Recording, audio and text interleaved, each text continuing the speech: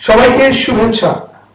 ঠিক এই মুহূর্তে দেশে বিদেশে সারা বিশ্বে যারা ভয়েস মেইলের সাথে যুক্ত আছেন তাদের সকলকে স্বাগত জানাচ্ছি ভয়েস মেইলের লাইভ স্টুডিওতে। আর আজ আমাদের বিশেষ আয়োজন, তার বিষয়বস্তু হচ্ছে জাতীয় সংসদ নির্বাচন ও কক্সবাজারের প্রার্থিতা। আর এসব বিষয় নিয়ে কথা বলতে আমাদের স্টুডিওতে উপস্থিত হয়েছেন কক্সবাজার সদর রামো আসন থেকে মনোনয়ন জমা দেয়া দু প্রার্থী, একজন জগদীশ বড়ুয়া, অপরজন জাতীয় পার্টি থেকে মনোনীত প্রার্থী মফিজুর রহমান। আপনারা দুজনকে আমাদের স্টুডিওতে স্বাগত জানাচ্ছি। প্রথমেই মফিজুর রহমান, আপনার কাছে জানতে চাইব যে একটু আগে সংবাদ সম্মেলন করে জাতীয় পার্টির চেয়ারম্যান হোসেন মোহাম্মদ এরশাদ তিনি নির্বাচন বর্জনের ঘোষণা দিয়েছেন, কিন্তু আপনি তো মনোনয়ন জমা দিয়ে দিয়েছেন। ঠিক এই মুহূর্তে আপনি আপনার অবস্থানটি কি হবে?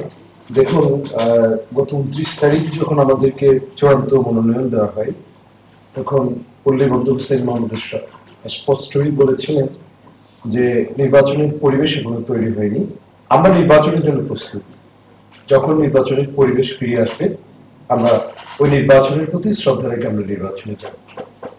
তো হঠাৎ করে আজকে সকালে প্রিয় নেতা টেলিভিশনের মধ্যে বিবৃতি দিয়েছেন নির্বাচন বর্জন করার জন্য, মনোনয়ন প্রত্যাহার করার জন্য। যেহেতু জাতীয় পার্টি বাংলাদেশের তৃতীয় বৃহত্তম একটি দল, দেশ, জাতি, বাংলাদেশের সংবিধান, বাংলাদেশের মানুষের সমস্যা বিবেচনা করে উনি নির্বাচন থেকে সরে দাঁড়ানোর জন্য ঘোষণা দিয়েছেন। আমি অত্যন্ত আশা নিয়ে একটা অভিভাবক শূন্য কক্সবাজারে নেতৃত্ব দেওয়ার জন্য জাতীয় পার্টি দিয়ে প্রতিদ্বন্দ্বিতা করার একটা সুযোগ আমার হয়েছিল।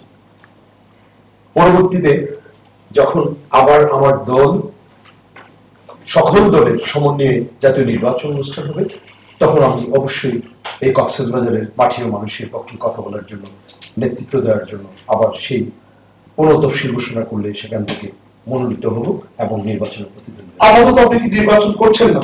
না, দলের সিদ্ধান্তের কারণে। জি, কিন্তু আমি যতটুকু জানি যে আপনার দলের নেতা কিন্তু বারবার সিদ্ধান্ত পরিবর্তন করেন, যেমন চট্টগ্রামে এসে নির্বাচনে যাবেন না বললেন, যদি নির্বাচনে যায় জনগণ আমাকে থতো দেবে, কিন্তু আবার রাত্রে গিয়ে বলেছেন আমি নির্বাচনে যাচ্ছি জনগণের স্বার্থে।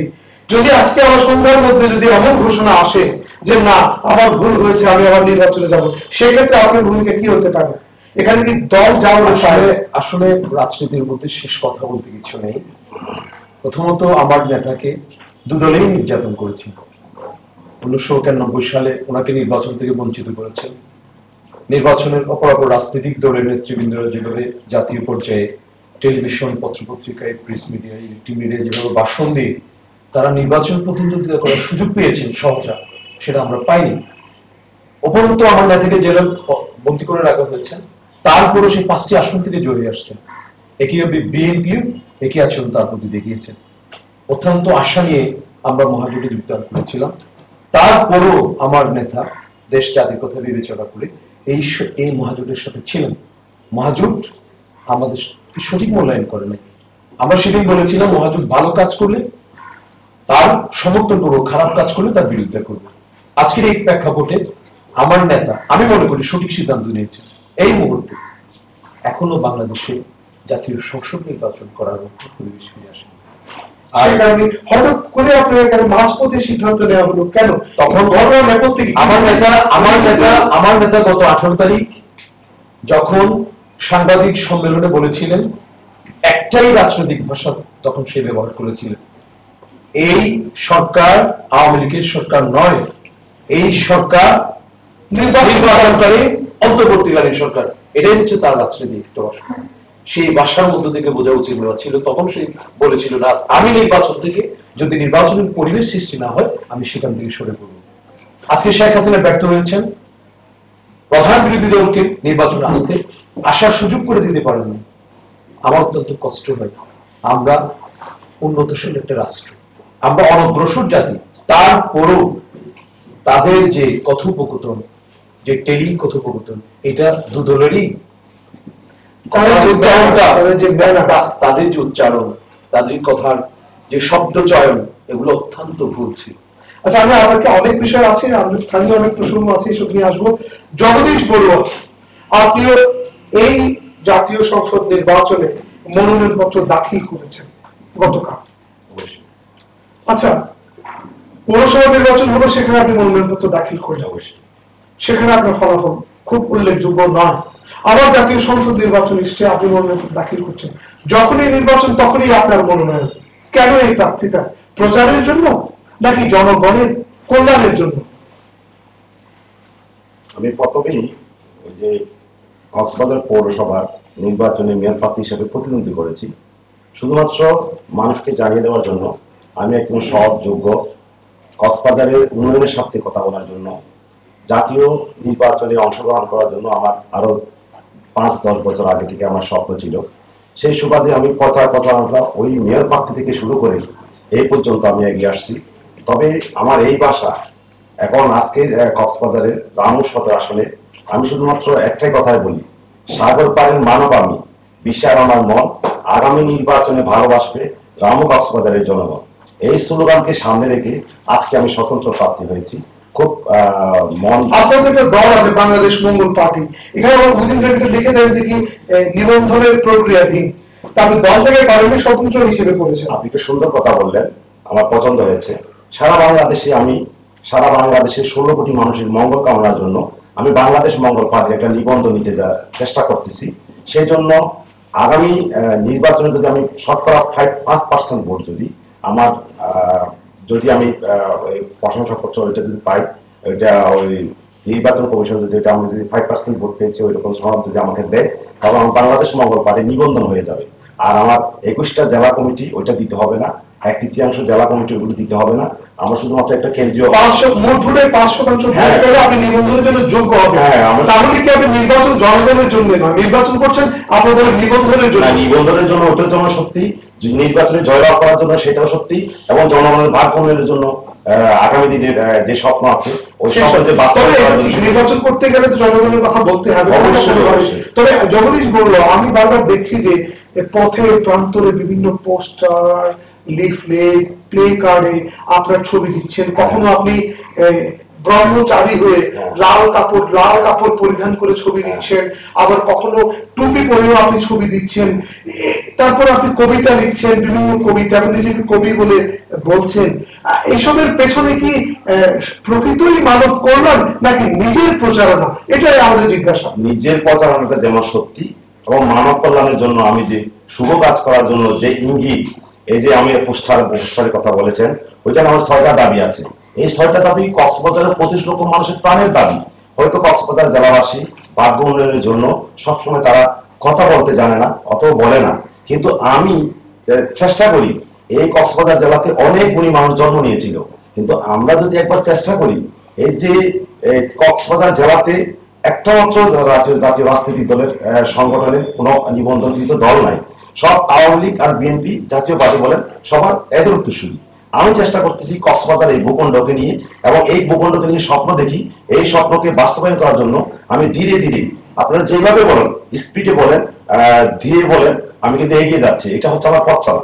এবং এই কবিতার মধ্য দিয়ে আপনি জনগণকে বোঝাতে চান যে মানে কবিতার কক্সবাজার এবং কবি জগদীশ বড়ুয়া, এটা কি কবিতা শুধুমাত্র এটা প্রতিপন্ন করার জন্য যে আপনি জ্ঞানী?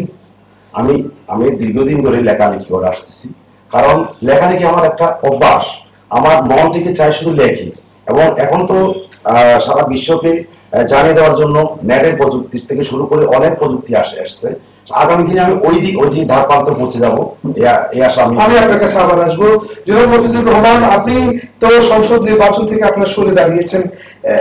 যদি আপনি সরে দাঁড়ান, নির্বাচন না করেন, তাহলে কক্সবাজারে যদি বিএনপি নির্বাচনে না আসে, তাহলে কক্সবাজারের এই আসনটিতে কেমন ফলাফল হবে? আপনার আসলে প্রধান বিরোধী দল, তৃতীয় বৃহত্তম দল জাতীয় পার্টি, অন্যান্য বাম দল, ছোটখাটো দলকে বাদ দিয়ে আদৌ বাংলাদেশের নির্বাচন হবে কিনা ওই তথ্য আমি বিশ্বাস করি। যদি এই প্রক্রিয়া নির্বাচন হয়ে যায় আপনাদের ছাড়া, একতরফা নির্বাচন হবে, এখানে নির্বাচনের ফলাফল কি হতে পারে? আওয়ামী লীগ জয়লাভ করবে? আমার মনে হয় জনগণ ভোট দিতে যাবে, সুতরাং ফলাফল পরে বেশি। আপনি তো প্রার্থী হিসেবে এখনো আছেন 72 দিন, আপনি কি একমত হবেন যে মফিজুর রহমান বলছে জনগণ ভোট দিতে যাবে না? এখন কথা হচ্ছে আমরা যদি সঠিকভাবে প্রার্থীতা যেভাবে আমরা মনের পত্র জমা দিয়েছি সেইভাবে ধারাবাহিকভাবে আগামী 5ই জানুয়ারি যদি নির্বাচন হয় তাহলে আমাদের বক্তা এবং আমাদের উত্তরসূরি আমাদের জনগণ যেগুলো আছে এগুলো অল্প সংখ্যক হলেও আমাদের যে 5ই জানুয়ারি নির্বাচন ওইখানে অংশগ্রহণ করে জনগণ ভোট দেবে। ভোটের ফলাফল কি হতে পারে বলে মনে করছেন জগদীশ বড়ুয়া? ফলাফলটা এখন তো বলা যাচ্ছে না, এখন কত পার্সেন্ট ভোট কাস্ট হবে ওইটা বলা যাচ্ছে না। তবে আমাদের উত্তরসূরি এবং আমাদের ভক্তরা, আমরা যারা স্বতন্ত্র প্রার্থী আছি, আমাদের ভক্তরা এবং ভোট দিতে যাবে। বিজয়ের ব্যাপারে আপনি কতটুকু আশাবাদী? এখন তো দীর্ঘদিন ধরে আমি মাঠে ময়দানে আছি এবং আমি তো আওয়ামী লীগের যে প্রার্থী হোক না কেন, আরো অনেক প্রার্থী থাকুক না কেন, আমি কিন্তু বিজয়ের ব্যাপারে আশাবাদী। এখনো আশাবাদী? এখনো আশাবাদী। 5ই জানুয়ারি যে নির্বাচন, আপনি বিজয়ের শতভাগ আশাবাদী? হ্যাঁ, শতভাগ আশাবাদী।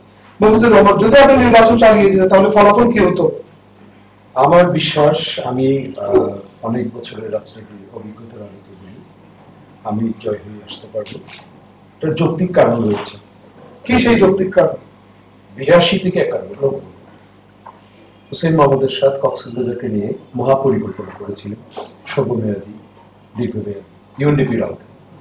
তার মধ্যে যে উন্নয়ন কর্মকাণ্ড হয়েছে, এর বাইরে যদি আপনি এই উন্নয়ন যদি বাদ দিয়ে এই কক্সবাজারের এই জনপদকে বিবেচনা করেন, তাহলে বাকি সময়টুকু শুধুমাত্র আনুপাতিক হারে যে বরাদ্দ দেয় অপরাধ জেলার, সেই বরাদ্দটুকু দিয়ে উন্নয়ন করা হয়েছে। আহামরি কোনো উন্নয়ন হয়নি।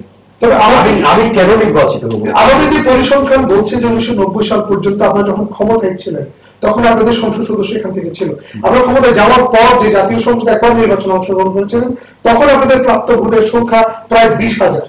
এই 20,000 ভোট দিয়ে তো আপনি কখনো নির্বাচনে জয়ের জন্য আপনি তো জয়ের কাঙ্ক্ষিত লক্ষ্যে আপনি পৌঁছাতে পারবেন। গণতন্ত্রের ধারাটা হচ্ছে মানুষের চিন্তা চেতনা, মানুষের আবেগ এক মুহূর্তেই পরিবর্তন হয়। আওয়ামী লীগ, বিএনপি যে অবস্থান থেকে উঠে এসে যারা ক্ষমতায় এসছে, আজকে জাতীয় পার্টি যে অবস্থান, আপনার এই 91-তে কিন্তু বিএনপির অবস্থান ছিল না।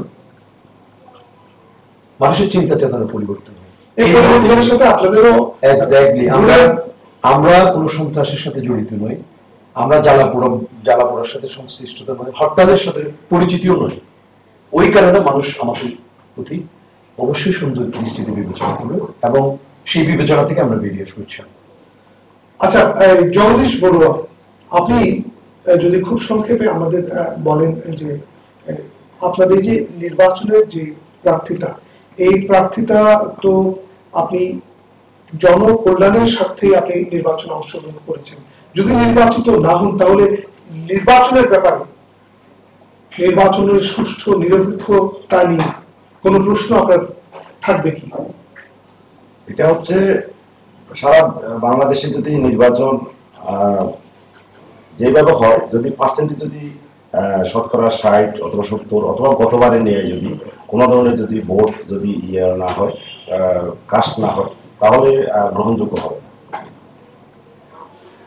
আপনি তো একদিকে বলছেন জয়ের ব্যাপারে আশাবাদী, কিন্তু যদি পরাজিত হন তাহলে সেক্ষেত্রে কি কারচুপির অভিযোগ যথারীতি আনবেন? না, আমি মাথা পেতে নেব, কোনো প্রশ্নই আসে না। আপনি এই নির্বাচনের মাথা পেতে নেবেন বলছেন। আচ্ছা, আপনি কি মফিজুর রহমান, জাতীয় পার্টি যদি নির্বাচনে না আসে স্বতন্ত্র নির্বাচন চালিয়ে যাওয়ার কোনো সম্ভাবনা আছে? না, আমি স্বতন্ত্র নির্বাচন। কিন্তু আপনার সরকারের তো হঠাৎ করে যদি আপনার রাজনৈতিক সিদ্ধান্ত পরিবর্তিত হয়, আপনার দলের নেতা এই মুহূর্তে আগামীকাল পরশু যে কোনো সময় বললো যে আবার নির্বাচন আমরা আছি, সেক্ষেত্রে আপনার অবস্থানটা কি হবে? জনগণকে একবার বলছেন আমি নাই, আবার পরশুদের সঙ্গে আপনি বলেন যে না আমি আছি, তাহলে কোথায় গিয়ে দাঁড়াবে বিষয়টি আপনার প্রার্থীরা? এখনো মাত্র 2 ঘন্টা সময় আমার নেতা ব্রিফিং দিয়েছে মাত্র, দেখা যাক কোথায় গিয়ে দাঁড়াবে। হ্যাঁ, কোন চমক আছে? দর্শক, কথা বলছিলাম কক্সবাজারের 2 প্রার্থী নিয়ে যারা জাতীয় সংসদ নির্বাচনের জন্য মনোনয়ন পত্র দাখিল করেছেন। তারা বলছে চমকের কথা, আমাদের অপেক্ষা করতে হবে জনগণ কি চমক আমাদের দিচ্ছে, আর তার জন্য আমাদের নির্বাচন পর্যন্ত সেই অপেক্ষার পালা। দর্শক, এই মুহূর্তে যারা বিশ্বের বিভিন্ন প্রান্ত থেকে আমাদের সাথে যুক্ত হয়েছেন তাদের সকলকে আমাদের অনুষ্ঠান দেখার জন্য ধন্যবাদ জানিয়ে শেষ করবো আমাদের আয়োজন। তবে তার আগে লগ ইন করতে ভুলবেন না voicemariana.com। সবাইকে ধন্যবাদ জানিয়ে শেষ করছি আমাদের আজকের আয়োজন।